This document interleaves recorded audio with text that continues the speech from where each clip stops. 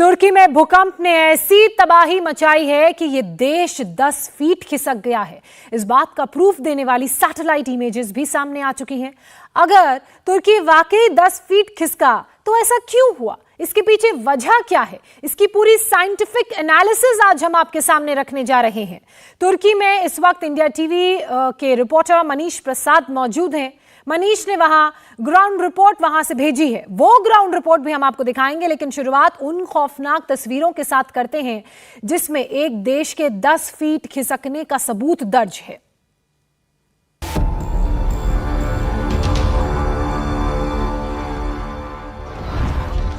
ये तस्वीरें बहुत गौर से देखिए और पीछे से आ रही आवाज को कान लगाकर सुनिए। भीषण भूकंप से जमीन कैसे खिसक जाती है, ये इसमें साफ साफ नजर आ रहा है। तुर्की में यही हुआ है।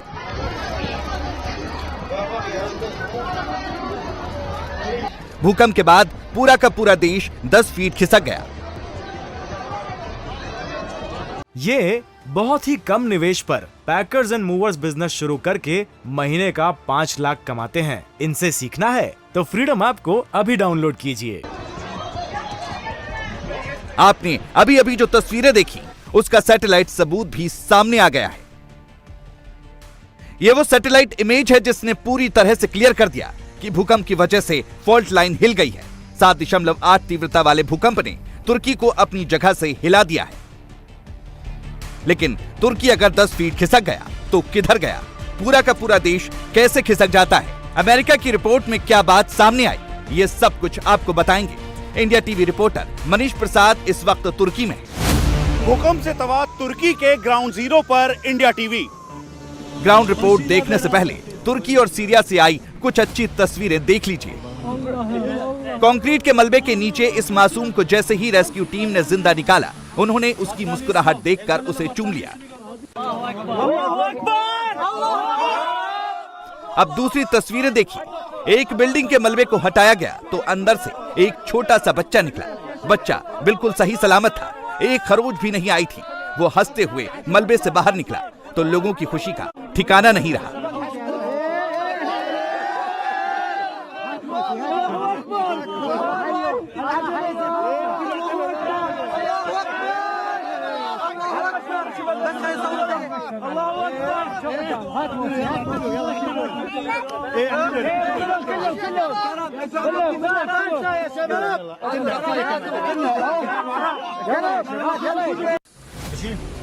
ये तुर्की के अतांक्या शहर की तस्वीर है। रेस्क्यू टीम यहाँ जब मलबा हटा रही थी तो एक बच्चा दिखा। 2 दिनों से मलबे में फंसे होने की वजह से वो भूख और प्यास से तड़प रहा था। रेस्क्यू टीम ने सबसे पहले बच्चे को बोतल के ढक्कन से पानी पिलाया तो बच्चे ने राहत की सांस ली।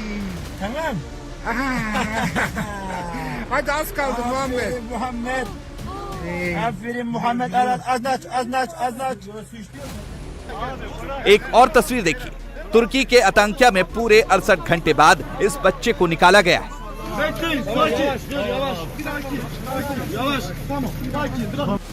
ये तस्वीरें पिछले 48 घंटे से जबरदस्त वायरल है। एक छोटी सी बच्ची अपने छोटे भाई को बचाने के लिए उसे कवर करने की कोशिश कर रही है। भूकंप के बाद सीरिया और टर्की से कई इमोशनल तस्वीरें सामने आई। नूर, जो कि सीरिया के इदलिब के रहने वाली थी, जैसे ही भूकंप आई वो मलबे के नीचे फंस गई। मलबे के नीचे फंसने के बाद पिता ने उसका हाथ पकड़ा और नूर को दिलासा देते हुए कहा कि नूर घबराओ मत, पिता उसके साथ है। ये ऐसी मार्मिक तस्वीर थी जिसमें सर्च एंड रेस्क्यू और रिलीफ टीम वहां पर पहुंची और फिर नूर को उन्होंने बाहर निकाला। हम इस समय आतंक्या में हैं। आतंक्या में भी एक मोहम्मद, छोटा सा बच्चा 48 घंटे तक मलबे में फंसा रहा। उसके पास कोई और नहीं बल्कि उसका एक टेडी बियर था और उसी के साथ वो मलबे के अंदर फंसने के बाद 48 घंटे के बाद सर्च एंड रेस्क्यू टीम जब यहाँ पर पहुँची, उन्होंने मलबे से एक एक करके पहले कैविटी तैयार की और फिर उसके बाद मोहम्मद को उन्होंने ढक्कन से पानी पिलाया। मोहम्मद को ये यकीन हो गया कि अब वो सुरक्षित बाहर आ जाएगा। यही नहीं बल्कि आतंक्या में ही एक और ऐसी तस्वीर थी जिसमें सीरिया से आया हुआ एक छोटा बच्चा इस मलबे में फंसा हुआ था। यहाँ पर रेफ्यूजी के तौर पे अपने परिवार के साथ रह रहा था। परिवार बेहद चोटिल हुआ, लेकिन वो निकल पाया, लेकिन बच्चा अंदर ही फंसा हुआ था। ऐसे में एक बार फिर से देवदूत बनकर search and rescue relief team पहुंची और फिर उस बच्चे को बाहर निकाला। उम्मीद की डोर क्या होती है, इस तस्वीर से समझा जा सकता है। रेस्क्यू टीम ने जब मलबे में फंसे एक व्यक्ति का हाथ थामा तो उसे एहसास हो गया कि अब वो बच जाएगा।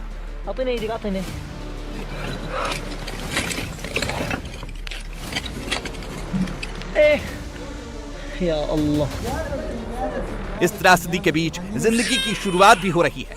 मलबे में फंसी एक गर्भवती महिला की जान बची तो उसने इस नन्ही सी जान को जन्म दिया। Aferin sana, aferin sana. Öp anneni. Ha? Annen, senin annen, evet. Evet, senin annen.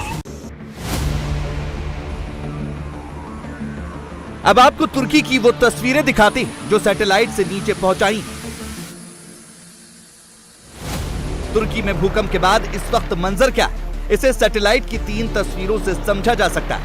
ये पहली तस्वीर है जिसमें देखा जा सकता है कि तुर्की के अंताक्या में हजारों बिल्डिंग्स ढह गई, चारों तरफ मलबा नजर आ रहा है। ये दूसरी तस्वीर है, तबाही के बाद धुआं उठता हुआ दिख रहा है। और ये तीसरी तस्वीर है जिसमें बिल्डिंग खाली और सड़कें भरी हुई, लोग पैनिक हैं, आफ्टर शॉक्स बार बार आ रहे हैं। अभी आपने सैटेलाइट तस्वीरों से सड़कों पर जो भीड़ देखी, अब उसे ड्रोन तस्वीरों में देखिए। रात का वक्त है लेकिन लोग अपने घर में नहीं जा रहे। हर किसी के मन में खौफ है कि न जाने कब फिर जोरदार झटके आए और बिल्डिंग गिर जाए। ये बहुत ही कम निवेश पर पैकर्स एंड मूवर्स बिजनेस शुरू करके महीने का 5 लाख कमाते हैं। इनसे सीखना है तो फ्रीडम ऐप को अभी डाउनलोड कीजिए। तुर्की में सबसे ज्यादा दहशत इन दरारों को देखकर है। सड़कों पर चौड़ी दरारें दिख रही हैं। 7.8 तीव्रता के भूकंप ने तुर्की की जमीन को 10 फीट यानी करीब 3 मीटर तक खिसका दिया है। अब इसे सैटेलाइट इमेज से समझिए। मैक्सर की सैटेलाइट तस्वीरों में साफ दिख रहा है कि रोड शिफ्ट हो गई है क्योंकि फॉल्ट सरफेस रप्चर हुआ है। यह स्टडी अमेरिका की संस्था यूएस जियोलॉजिकल सर्वे ने की है। यूएसजीएस के मुताबिक इस फॉल्ट लाइन में आई दरार करीब 300 किलोमीटर लंबी है। आप अंदाजा लगाइए, 300 किलोमीटर का मतलब है बहुत बड़ा इलाका। यानी तुर्की में इस वक्त हर जगह दरार है, सड़कें टूटी हुई।